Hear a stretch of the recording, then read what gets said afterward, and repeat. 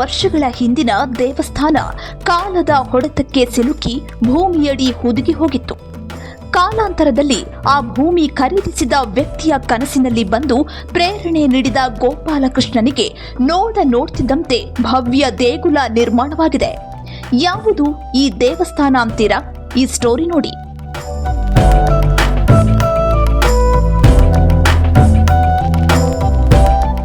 ಹೌದು, ನಾವೀಗ ಹೇಳ ಹೊರಟಿದ್ದು ಬೆಳ್ತಂಗಡಿಯ ತೆಕ್ಕಾರಿನ ಭಟ್ರಬೈಲ್ನಲ್ಲಿರುವ ಗೋಪಾಲಕೃಷ್ಣ ದೇವಸ್ಥಾನದ ಕಥೆ. 2011ರಲ್ಲಿ ಬೆಂಗಳೂರಿನ ಉದ್ಯಮಿ ಲಕ್ಷ್ಮಣ್ ಎಂಬ ವ್ಯಕ್ತಿ ಕೃಷಿಗೆಂದು ಭೂಮಿ ಹುಡುಕ್ತಾ ಇದ್ರು. ಸಂಬಂಧಿಯೊಬ್ಬರ ಸಲಹೆಯಂತೆ ತೆಕ್ಕಾರಿನ ಪಾಳು ಭೂಮಿಯೊಂದನ್ನು ಖರೀದಿಸಿದ್ದಾರೆ. ರಾಮನವಮಿಯ ದಿನ ಜಮೀನು ಖರೀದಿಗೆ ಕ್ರಯ ಚೀಟಿ ಮಾಡಿದ್ರು.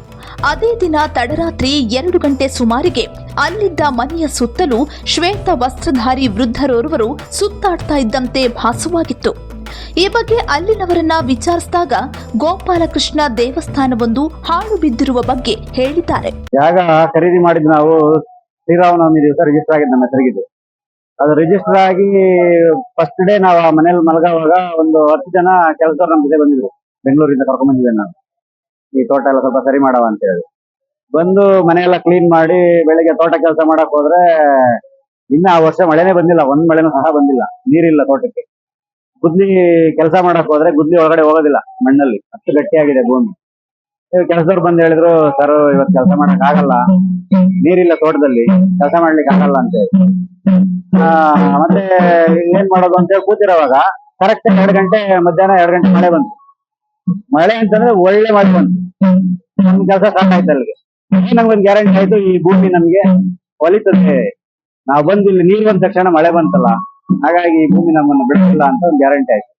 ಅವತ್ತೆಲ್ಲ ಕೆಲಸ ಮಾಡಿ ರಾತ್ರಿ ಮನೇಲಿ ಮಲಗಿರೋವಾಗ ಒಂದು ವಯಸ್ಸಾದವರು ಮನೆ ಒಂದು 3 ಸುತ್ತ ಹಾಕಿ ಹೋಗಿದ್ದು ಒಂದು ಗೋಚರ ಆಯ್ತು. ಅದು ಕೆಲಸದವ್ರ ಬಗ್ಗೆ ಹೇಳಿದ್ರು ನಮ್ಗೆ, ಈ ತರ ರಾತ್ರಿ ಯಾರೋ ಒಂದು ವಯಸ್ಸಾಗಿದ್ದು ಅಜ್ಜ ಕೋಲ್ ಮನೆ ಸುತ್ತ ಹೋಗಿದ್ದಾರೆ ಅಂತ ಹೇಳಿ. ಬಳಿಕ ಊರವರಲ್ಲಿ ಚರ್ಚಿಸಿ ದೇವಸ್ಥಾನ ಕಟ್ಟಲು ಸಭೆ ನಡೆಸಲಾಯಿತು. ಈ ವಿಚಾರ ತಿಳಿಯುತ್ತಿದ್ದಂತೆ ಪಕ್ಕದಲ್ಲಿದ್ದ ಅನ್ಯ ಮತೀಯರು ದೇವಸ್ಥಾನವಿದ್ದ ಸ್ಥಳವನ್ನು ಅತಿಕ್ರಮಿಸಿ ದೇವಸ್ಥಾನದ ಅವಶೇಷ ನಾಶ ಮಾಡಿದ್ದಾರೆ. ಆದರೆ ಪ್ರಶ್ನಾ ಚಿಂತನೆಯಲ್ಲಿ ವಿಷ್ಣು ಸಾನ್ನಿಧ್ಯವಿದ್ದ ಉಲ್ಲೇಖ ಬಂತು. ಆದ್ರಿಂದ ಆ ಜಮೀನನ್ನು ಅನ್ಯ ಮತೀಯರಿಂದ ಖರೀದಿಸಿದ ಲಕ್ಷ್ಮಣರು ದೇವಸ್ಥಾನ ನಿರ್ಮಾಣಕ್ಕೆ ಕಾಲಾವಕಾಶ ಬೇಕೆಂದು ದೇವರಲ್ಲಿ ಪ್ರಾರ್ಥಿಸಿದ್ರು. ಅದು ಬೆಳಿಗ್ಗೆ ನಾವು ವಿಚಾರಿಸುವಾಗ ಏನಿದು ಭೂತ ಸಮಸ್ಯೆ ಇರಬೇಕು ಭೂಮಿ ಒಳಗೆ, ನಾವು ಆಚೆ ವಿಚಾರಿಸುವಾಗ ಇಲ್ಲ ಆ ತರದ್ದೇನಿಲ್ಲ, ನಮ್ಮ ದೇವಸ್ಥಾನ ಹಾಳ್ಬಿದ್ದಿದೆ, ಅದ್ರದ್ದೇನಾದ್ರು ಲಕ್ಷಣ ಕಾಣ್ತಿರ್ಬೋದು ನಿಮ್ಗೆ ಅಂತ ಹೇಳಿ. ಅವಾಗ ನಾವೆಲ್ಲ ಬಂದು ನೋಡುವಾಗ ಹೌದು ದೇವಸ್ಥಾನ ಹಾಳ್ಬಿದ್ದಿದೆ, ಅದ್ರದ್ದು ಗೋಡೆಯನ್ನು ಬಾವಿ ಕಾಣ್ತಾ ಇದೆ. ಊರವನ್ನೆಲ್ಲ ಒಂದು ಮೀಟಿಂಗ್ ಕೇಳೋವಾಗ ದೇವಸ್ಥಾನ ಮಾಡೋಣ ಅಂತ ಹೇಳಿದ್ರು. ಅವತ್ತೇ ಆ ಜಾಗದ ಪಕ್ಕದ ಭೂಮಿ ಇರೋದು ಅದಕ್ಕೆ ಬೇಲಿ ಇದೆ, ನಾವು ಅದಕ್ಕೆ ಬಿಟ್ಕೊಡೋದಿಲ್ಲ ಅಂತ ಹೇಳಿ ನಾವು ಅವ್ರ ಹತ್ರ ರಿಕ್ವೆಸ್ಟ್ ಮಾಡಿದ್ವು. ಇಲ್ಲ ನಾವು ಬಿಡೋದಿಲ್ಲ ಅಂತ ಹೇಳಿ ಅವ್ರು ಬೇಲಿ ಹಾಕಿರೋದು.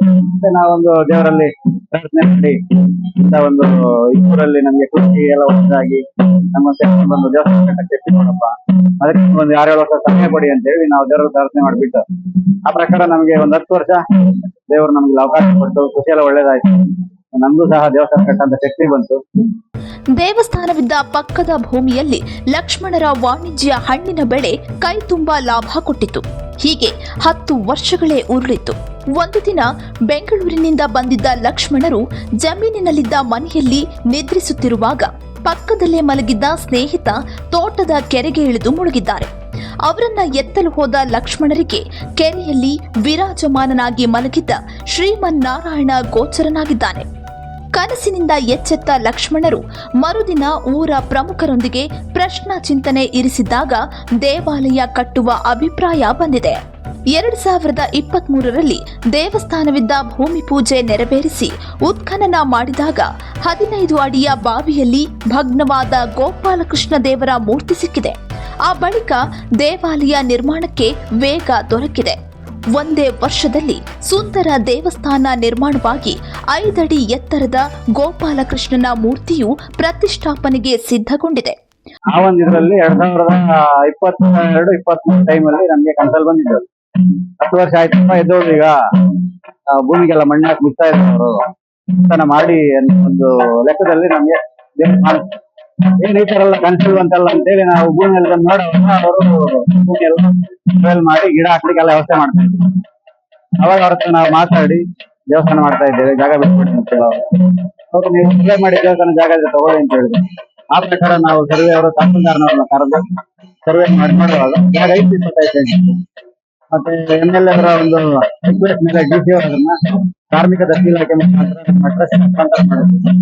ಅಲ್ಲಿಂದ ಈಚೆಗೆ ನಾವು ಪ್ರಶ್ನಾ ಚಿಂತನೆಗಳನ್ನ ಇಟ್ಟು ಉತ್ಖನನೆಲ್ಲ ಮಾಡಿ ದೇವಸ್ಥಾನ ಹೋಗಿ ಮುಂದುವರಿಸಿ 2024 ಫೆಬ್ರವರಿ ಏಪ್ರಿಲ್ 22ಕ್ಕೆ ಶಿಲಾನ್ಯಾಸ ಆಯ್ತು.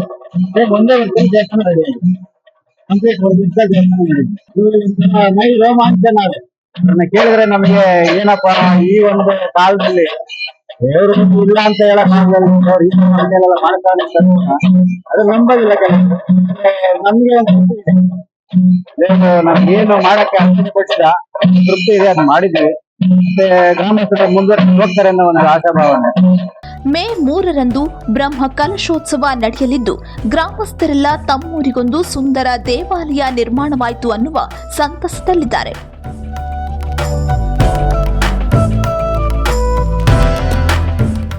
Vishwanath Panjimogaru, Public Next, Mangaluru.